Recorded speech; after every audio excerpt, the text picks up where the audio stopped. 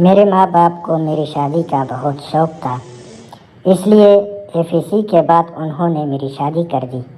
لڑکا بہت اچھا تھا، امیر تھا، پڑھا لکھا تھا۔ اماں ابا کو اور کیا چاہیے تھا کہ وہ لوگ کھاتے پیتے گرانے سے تعلق رکھتے ہیں۔ منگنی کے 2 ماہ بعد ہی ان لوگوں نے شادی کی تاریخ رکھ دی اور یوں میری شادی ہو گئی۔ شادی کے پہلے دن اچھی طرح گزر گئے۔ سب خیال رکھتے تھے، مجھے گھومتا پھراتے، کبھی کسی چیز کی کمی محسوس نہیں ہونے دیتے تھے۔ رفتہ رفتہ میں نے ایک بات محسوس کی، گھر میں ہر دن کسی لڑکی کی رونے کی آوازیں سنائی دیتی تھی۔ میں نے شوہر سے پوچھا تو اس نے کہا تمہارا وہم ہے، لیکن یہ بات پوچھنے پر وہ مجھ سے اکھڑا اکھڑا رہنے لگا۔ میں رات کو پانی پینے کے بہانے سے گھر کو چیک کرتی مگر آوازیں آنا بند ہو جاتی۔ گھر میں چند افراد تھے، پھر یہ آواز کیسی تھی؟ ایک دن رات کو کسی کام کے سلسلے میں ساس کے کمرے میں گئی تو دروازہ اندر سے بند تھا۔ میں نے جو ہی دروازہ کھٹکھٹانا چاہا تو میرے ہوش اڑ گئے، میرے قدموں تلے سے زمین نکل گئی۔ جب دروازے کے درز سے میں نے دیکھا کہ میری ساس پلنگ پر لیٹی۔ میرا نام آسیہ بی بی ہے۔ میرے ماں باپ کو میری شادی کا بہت ارمان تھا، اس لیے FEC کے بعد انہوں نے میرا بہت اچھے جگہ پر رشتہ طے کر دیا۔ لڑکا اچھا تھا، پڑھا لکھا تھا، اس لیے اماں ابا کو وہ لوگ پسند آ گئے تھے۔ کھاتے پیتے گرانوں سے تعلق رکھتے تھے، اس لیے امی ابو نے وہاں میری بات پکی کر دی۔ منگنی کے 2 ماہ بعد ہی ان لوگوں نے شادی کا ہنگامہ سر پر کھڑا کر دیا۔ ہم غریب لوگ تھے، ہمارے پاس اتنے پیسے نہیں تھے کہ امی ابو اتنی جلدی میری جہیز کا سامان خرید لیتے۔ اس لیے امی ابو کو ابھی میری شادی کے حق میں نہیں تھے، مگر وہ لوگ کسی بھی صورت نہیں مان رہے تھے۔ وہ لوگ کسی بھی صورت میں بس یہ شادی کرنا چاہتے تھے۔ تبھی امی ابو کو ناچار ان لوگوں کو شادی کی تاریخ دینا ہی پڑی۔ میں بہت پریشان تھی، ابو اتنی جلدی اتنا سب کچھ کیسے کریں گے؟ مگر اللہ پاک کے کرم سے ابو نے بہت جلدی تھوڑے بہت پیسوں کا انتظام کر دیا۔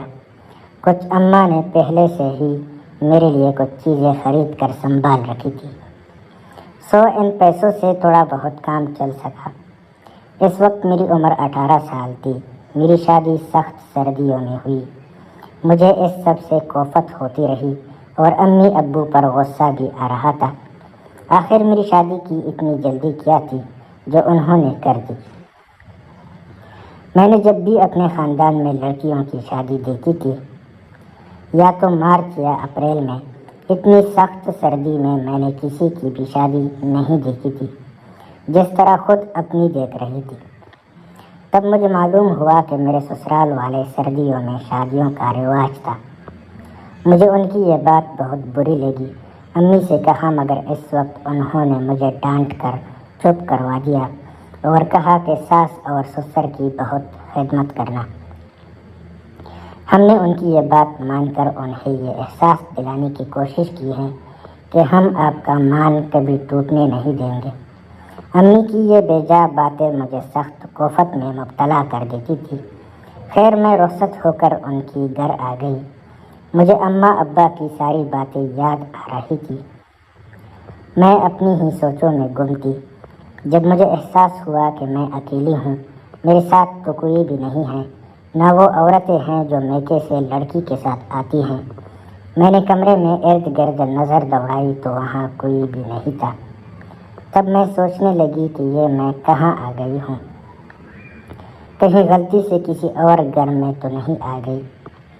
تب میں اٹھ کر کمرے سے باہر نکل کر صحن میں آ گئی، جہاں کوئی لڑکی بیٹی رو رہی تھی جس نے سرخ رنگ کا لباس پہنا تھا۔ بہت سارے لوگ اس کے ارد گرد کھڑے یہ تماشا دیکھ رہے تھے۔ کوئی بھی اس لڑکی کو چپ نہیں کروا رہا تھا۔ میں اسی طرح کھڑی تھی جب میری ساس نے مجھے دیکھ لیا اور وہ میرا بازو پکڑ کر مجھے اندر کمرے میں لے آئی اور باقی کی رسم ادا کرنے لگی۔ جبکہ میں مسلسل اس لڑکی کے بارے میں سوچ رہی تھی جو باہر صحن میں رو رہی تھی۔ میں کمرے میں بیٹھی اپنے شوہر کا انتظار کر رہی تھی اور اب میں سوچ لیا تھا کہ جب میرا شوہر آئے گا تو اس سے پوچھ لوں گی کہ یہ سارا ماجرا کیا ہے۔ جب میرا شوہر کمرے میں آیا میں نے ساری بات اس کے سامنے رکھ دی، مگر اس نے مجھے کچھ بھی بتانا ضروری نہیں سمجھا اور مجھے اس سب سے دور رہنے کے لیے کہا۔ مجھے اس کی باتیں شک میں مبتلا کرنے لگی۔ آخر وہ مجھے کچھ بھی بتانے سے قاصر تھا۔ اب میں نے بھی سوچ لیا تھا کہ مجھے کیا کرنا ہے۔ صبح جلدی اٹھ کر میں کمرے سے باہر نکل کر اپنے ساس کے پاس گئی اور اس کے پاؤں دبانے لگی۔ ادھر ادھر کی باتوں میں لگا کر اس سے اپنی نند کے بارے میں پوچھا کہ اس کی شادی بھی تو ہو گئی ہے، آپ بھی اداس ہوں گی۔ تب وہ میری طرف حیران نظروں سے دیکھ کر کہنے لگی کہ پاگل تو نہیں ہو گئی، اب میری بیٹی کا رشتہ بھی نہیں ہوا اور تم شادی کی باتیں کر رہی ہو۔ میں یہ سن کر حیران رہ گئی کہ اسلم نے تو مجھے کہا تھا کہ اس کی شادی ہو گئی ہے۔ مجھے تجسس ہوا کہ آخر ماجرا کیا ہے۔ تب میں نے شادی والی بات اس کے سامنے رکھ دی تو انہوں نے مجھے سختی سے اس سب سے دور رہنے کا کہا۔ میں حیران تھی آخر چل کیا رہا ہے جو یہ ماں بیٹا مجھے اس سب سے اتنی سختی سے منع کر رہے ہیں۔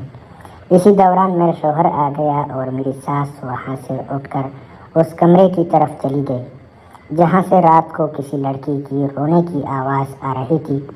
میں مسلسل اپنی ساس کے تعاقب میں دیکھ رہی تھی اور میرا شوہر میرے ساتھ ادھر ادھر کی باتیں کر رہا تھا۔ مجھے یوں لگ رہا تھا جیسے وہ جان بوجھ کر میرا دھیان بھٹکانے کی کوشش کر رہا ہو کہ میرا اس طرف دھیان نہ جائے۔ اب مجھے شک ہو رہا تھا کہ آخر ایسی کوئی نہ کوئی بات تو ضرور ہے جس سے میں لا علم ہوں۔ اس لیے ہمت کر کے میں نے اپنے شوہر سے پھر وہی بات پوچھ لی۔ تب اس نے مجھے کہا، کیا ہم تمہیں دھوکے باز لگ رہے ہیں؟ ان کی یہ بات مجھے بہت بری لگی مگر میں خاموش ہو گئی کیونکہ بات کو مزید آگے نہیں بڑھانا چاہتی تھی۔ اس لیے میں نے اس بات کو ختم کر دیا مگر دل ہی دل میں اس راز تک پہنچنے کی منصوبے بنانے لگی۔ اس رات میرا شوہر بہت دیر تک گھر سے باہر رہا۔ میں اس کا انتظار کر رہی تھی۔ جب میں نے کسی لڑکی کی رونے کی آواز سنی، تجسس کے مارے میں اٹھ کر کمرے سے باہر آ گئی اور دیکھنے لگی مگر وہاں کوئی بھی نہیں تھا۔ میں نے کان لگا کر آواز سننے کی کوشش کی تو وہ اندر سے آ رہی تھی۔ میں اندر کی جانب بڑھنے لگی۔ تب میرے شوہر نے میرا بازو پکڑ کر مجھے اندر کمرے میں لے آئے اور مجھ پر غصہ کرنے لگے اور کہنے لگے، یہ تمہاری سمجھنے کی بات نہیں ہے، اس لیے پریشان رہنے کی ضرورت نہیں ہے، اور اگر ایسی دوبارہ کوئی آواز سنی تو باہر مت آنا۔ اپنے شوہر کی یہ ہدایت سن کر میں ہکا بکا رہ گئی۔ یہ آپ کیا کہہ رہے ہیں؟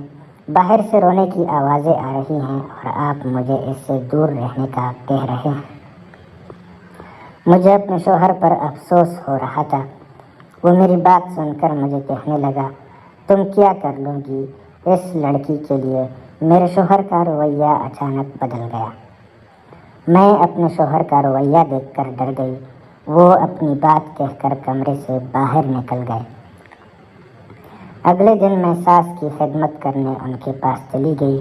وہ بہت اداس بیٹی تھی، مجھے دیکھ کر ہنسنے لگی۔ آج اتنے دنوں بعد ان کو ایسے دیکھا تھا۔ آج کافی دنوں کے بعد میں نے ان سے اپنی نند کے بارے میں پوچھا۔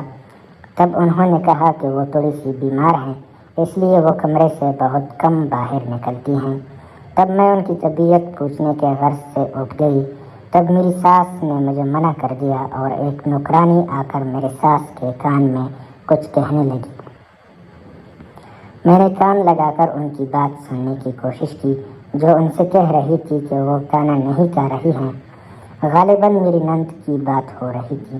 میری ساس نے نوکرانی کو کچھ کہا، شاید اسے کہہ رہی تھی کہ کانا کھا لو ورنہ بعد میں یہ بھی نہیں ملے گا۔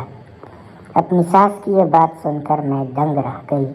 اس کا رویہ اپنی بیٹی کے ساتھ ایسا تھا تو نہ جانے دوسروں کے بیٹی کے ساتھ ان کا رویہ کیسے ہوگا۔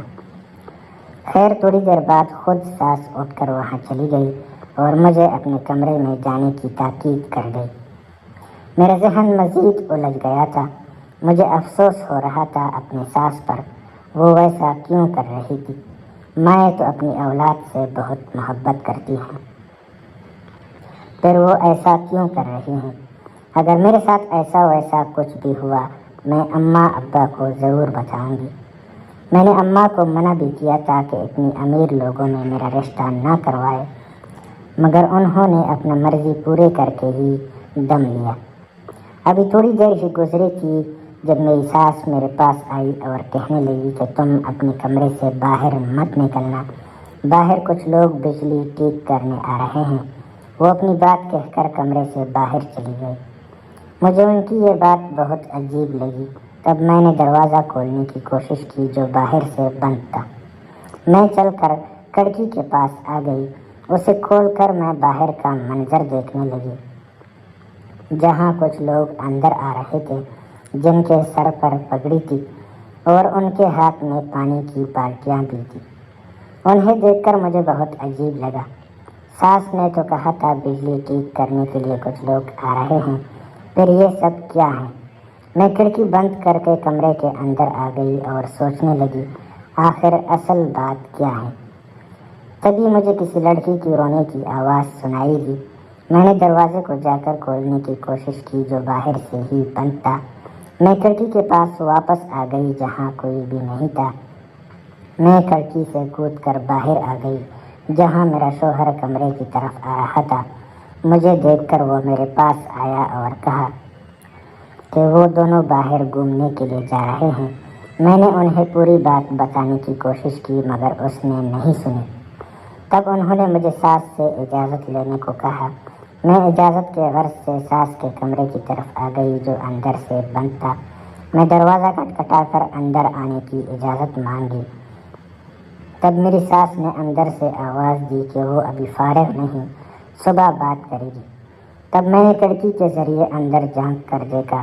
اندر کا منظر دیکھ کر میرے ہوش اڑ گئی، کیونکہ وہاں میری ساس بیٹی میرے نند کے بالوں میں مالش کر رہی تھی جو بہت بری حالت میں تھی۔ گال سوجا ہوا تھا، ہاتھوں کے ناخن بڑے ہوئے تھے۔ میں اندر کا منظر دیکھ کر واپس اپنے کمرے میں آ گئی اور ساری بات اپنے شوہر کو بتا دی۔ تب انہوں نے مجھے ایسی بات بتائی اس نے میرے قدموں تلے سے زمین نکال دی۔ تمہیں یہ بات شاید بری لگے اس لیے میں نے تمہیں یہ بات نہیں بتائی۔ دراصل بات یہ ہے کہ میری بہن روبینہ کو بہت عجیب سی بیماری ہے جس کا علاج ڈاکٹروں کے پاس بھی نہیں ہے۔ یہ بہت عجیب حرکتیں کرتی ہیں، کبھی خود کو مارتی ہیں، کبھی سامنے والے کو دیکھ کر اس پر بھی ہاتھ اٹھا دیتی ہیں۔ اس کی کسی کو سمجھ نہیں آتی۔ کسی نے کہا یہ پاگل ہیں، اس کو پاگل خانے میں داخل کروا دو۔ کوئی کیا کہتا ہے مگر امی ایسا نہیں چاہتی، اولاد ہے نا اس لیے۔ شادی والے دن بھی پتہ نہیں ایسا کیا ہوا تھا جو وہ رو رہی تھی، وہ خود کو مار رہی تھی۔ اس دن امی نے کچھ مولویوں کو گھر پر بلا لیا تھا، شاید اس سے وہ ٹھیک ہو جائے، مگر اس سے بھی کچھ نہیں ہو رہا۔ تم سے یہ سب کچھ اس لیے چھپایا، ہم نہیں چاہتے تھے کہ تم اس سے ملو، کیونکہ کبھی کبھار اس پر ایسا دورہ پڑ جاتا ہے کہ وہ سامنے والے کو بھی نہیں دیکھتی اور اسے اپنی قابو میں کر کے ہی بہت مارتی ہیں۔ ہم سب اس کا بہت علاج کروا رہے ہیں مگر وہ ٹھیک ہی نہیں ہو رہی ہے۔ میں ان کی یہ ساری باتیں سن کر حیران تھی اور سوچنے لگی کہ کبھی کبھی حقیقت وہ نہیں ہوتی تو ہم خود سے اخذ کر لیتے ہیں۔ شوہر سے بات کر کے میں نے نند سے ملنا چاہا تو پتہ چلا کہ اس کی شادی ہوئی تھی اور سہاگ رات والی رات ہی اس کے شوہر نے اس پر بہت ظلم کیا جو اس کے دماغ پر اثر کر گیا۔ شادی کم عمری میں ہونے کی وجہ سے ذہن کچا تھا جس کے نتیجے میں اسے مرگی کے دورے پڑنے لگے۔ اب اس کا علاج ممکن بھی ہے اور نہیں بھی۔ ہم نے کئی حکیموں سے مشورہ کر کے اس کا علاج شروع کر دیا۔ نند اب بہتری کی طرف جا رہی تھی۔ میں اسے اس کی زبان میں سمجھانے کی کوشش کرتی تھی۔ ساس تو میری بہت خوش تھی کہ اس کی بیٹی زندگی کی طرف لوٹ رہی ہیں۔ بعض اوقات ہم جلد بازی میں غلط فیصلے کر جاتے ہیں، بچیوں کے رشتے جلدی کرنے کے غرض سے کسی کے ساتھ بھی باندھ دیتے ہیں، جس کا نتیجہ یہ ہوتا ہے کہ یا تو انہیں طلاق ہو جاتی ہے یا پھر ان پر ذہنی اور جسمانی تشدد کیا جاتا ہے۔ اللہ سب لڑکیوں کو سلجھے ہوئے شوہر نصیب فرمائے۔ ناظرین، کیسی لگی آپ کو ہماری آج کی کہانی؟ کمنٹس میں اپنی رائے کا اظہار ضرور فرمائیں۔ اگر آپ مزید ایسی دلچسپ حقیقت پر مبنی کہانیاں سننا چاہتے ہیں تو ہمارے چینل کو سبسکرائب کر لیں۔ شکریہ۔